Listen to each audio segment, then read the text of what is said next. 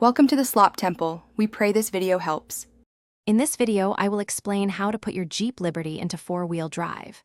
First, ensure your vehicle is either completely stopped or moving at a very slow speed, typically under 3 miles per hour. Locate the transfer case selector, which is usually a lever on the floor or a set of buttons on the dashboard. This control allows you to switch between two-wheel drive and various four-wheel drive modes, optimizing traction for different conditions. To engage four-wheel drive high, first bring your Jeep Liberty to a complete stop or a very slow roll. Then, shift your automatic transmission into neutral or depress the clutch if you have a manual. Firmly move the transfer case selector lever from 2WD to the 4H position. You might hear a slight clunk as the system engages.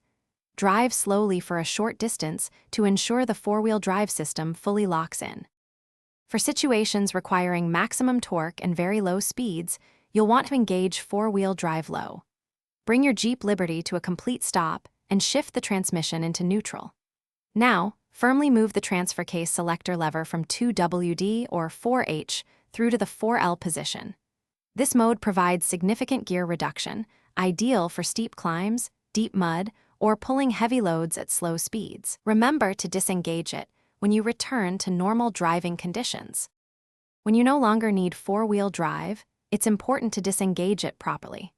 Bring your Jeep Liberty to a complete stop or a very slow speed, then shift your transmission into neutral or park. Move the transfer case selector lever back to the 2WD position.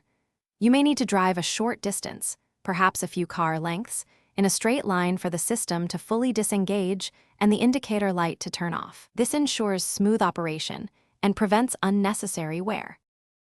Thanks for watching. Consider subscribing if we helped you.